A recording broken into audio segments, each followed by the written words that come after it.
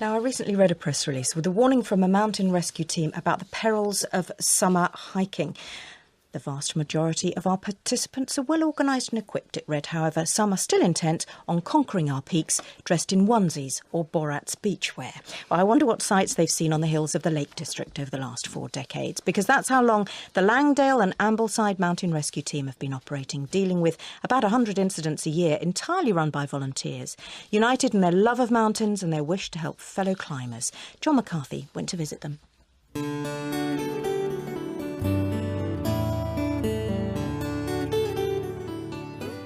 The terrace outside the youth hostel at Elterwater is a very nice place to end a day after walking in the fells and looking up at the hills rising from the valley here.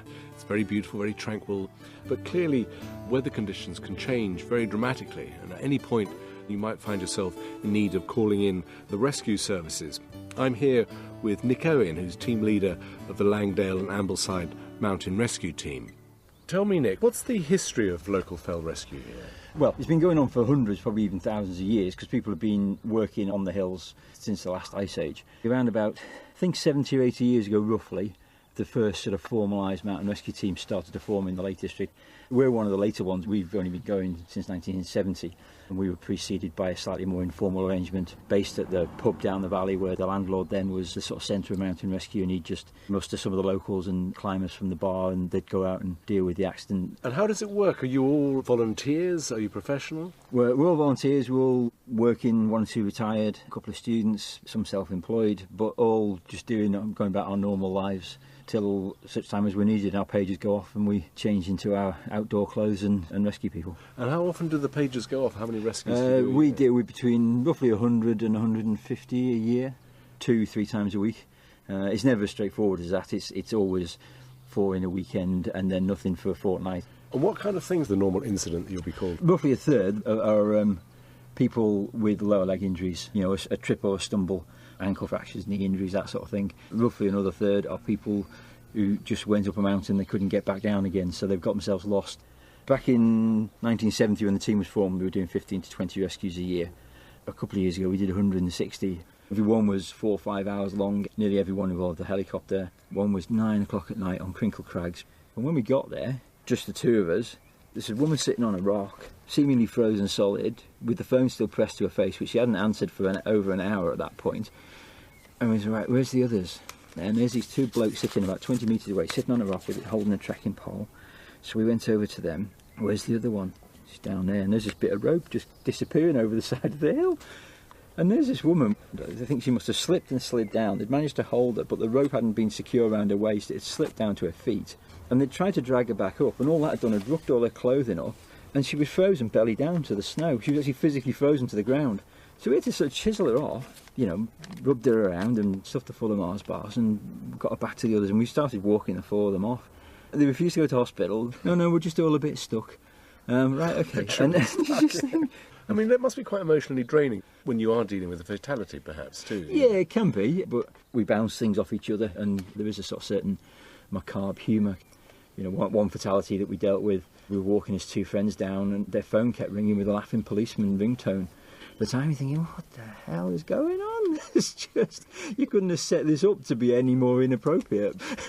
Are you and your team ever in danger, do you think? Probably. I mean, yes. I suppose we actually are, but we're all competent hill goers. That's what we do in our leisure. So we're well practiced in that sense, and the team itself does a lot of training, from the medical skills to the hill skills. Yes, I suppose we are in danger, but we limit it as far as we can. If we're needed, the only other people that can get there have to go by helicopter. So the only people that could provide the service is the local community, because it would take too long to bring it in from elsewhere.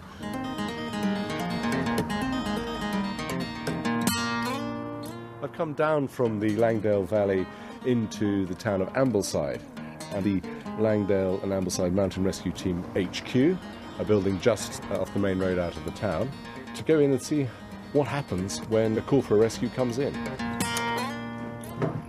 Right, now I'm due to meet a couple of volunteers in a minute, but here in what is clearly their kitchen area, first thing that strikes me is piles and piles of chocolates. I must ask them about that. Now let's go head on through to the radio room where I'm meeting them.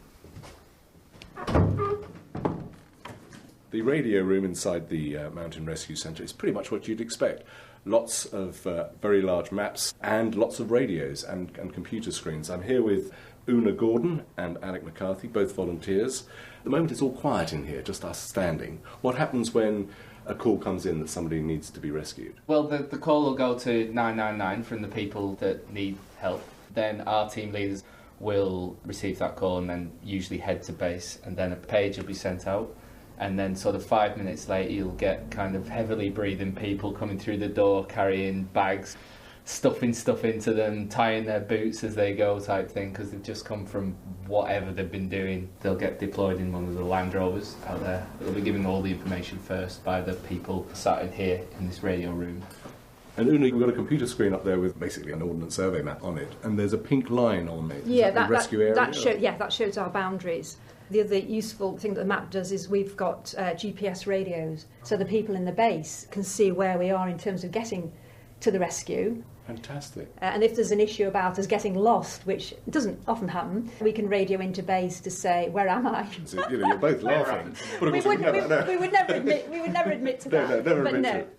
And then you'll literally head out in one of the Land Rovers just parked here. Yeah. This is my girl, who I've christened Betty. Don't know why. Lights are up. Oh, I see. So we've got blue lights flashing on the roof now.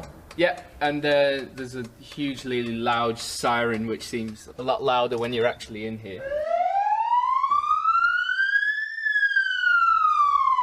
What other equipment do you have specifically for mountain rescue? Well, it's a designated ambulance. The stretcher, which is on the roof in two parts, goes together. It's also kitted out with a radio as well. There's unfortunately no radio 4 in this one. There's only radio. We'll have to get that fixed. There's quite an impressive searchlight mounted on the bonnet. So this one is always blimey. You've opened up the back of the Land Rover, and it is full of rucksacks. It is. In here we've got a medical rucksack, Right. and we have attached to that a box with drugs, which is kept in a lock safe within the vehicle. Right. And we have helmets. If people are on crags, then we've got lots of ropes. Big fleecy kind Yeah, of like a zip-up sleeping Oh, bag. just to keep get someone from out of keep people warm. So yeah. we wrap them in that before we put them on the stretcher. Plenty of water, plenty of chocolate bars. Actually, I've been noticing it as we walk through the centre. There are kind of stashes of chocolate bars everywhere. I mean, is this part of the sort of the prerequisite for always becoming like mountain rescue? Is it not? What do you mean? Normally it's been eaten really quickly before any of the guests come in case they try and pinch it. Presumably it is a very good way of getting energy quickly to yourselves and also to casualties. I mean, it's not necessarily ideal in terms of healthy things to eat, but you've got to look after yourself and keep your energy levels up so you can keep walking. I bet there's something that's safe thing, along with that. With the hard drugs, you've got more chocolate, you know. Yeah, the Emergency expensive dairy. chocolates. Yeah, If they're really expensive. Yeah, green and blacks. Ferrero Green and Rocher black. coming out if you get any Yeah, diplomatic injuries. that's yeah, right. okay. What goes through your mind when you get that the pager goes off or that you get the mobile phone call? Yeah, I think your heart can sink if it's in certain areas where you think somebody's fallen down a gully, because you think, are they alive or are they dead? You're already rushing, you're already moving out of the house and thinking then in the car as you come down, what do I need to take with me? And then the minute you walk in, somebody's going to give you an instruction, and then you just start to discuss it in the vehicle as you're driving. I noticed you both smile at each other and laugh quite a bit. Is that humour, is that important? Very important. Once you're in the vehicle, the banter tends to start. And then when you get there, the casualty's usually so pleased to see you that, you know, we're trying to encourage them not to feel bad. So we start laughing and joking with the casualty while we're looking after them. When we've handed over the casualty to the ambulance service, we're then back in the vehicles, the banter starts again, you know, get the pies on. I think sometimes... So it's pies as well as chocolate. The long walk down or the long rescues, we all expect pies. We start phoning in. When you're not here at Mountain Rescue, you know, what do you do? I'm retired. What did you do before retiring? I worked in the NHS as a nurse. What about you, Alec? I design greetings cards, which is a bit strange when you tell people that. I instructed in the outdoors for many years, then went into my new business, but I do this because it's my way of using my skills and also gets me out on the fell, away from the desk. What prompted you to join? I'm one of the lucky people that walks the fells and runs a bit, and thinking, you know, maybe I should be helping people on the fells. You know, it's not about how old you are, it's just about your stamina. And then the walk down is much more easy for you And guys. the walk down is fantastic, particularly at night. I remember my first rescue, We were up in the Langdale Valley and the helicopter had taken off the casualty, and then the team just gathered the bags and walked down, and it was pitch black, and all you see ahead of you are your teammates with lights, and you just see the lights, torches just flashing in the valley, and everybody walking down together as a group, and the banter. It was just fantastic. Job well done. Job well done. Pies on.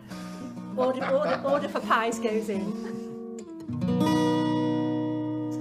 Pies on. John McCarthy with Nick, Una, Alec and the volunteers of the Langdale and Ambleside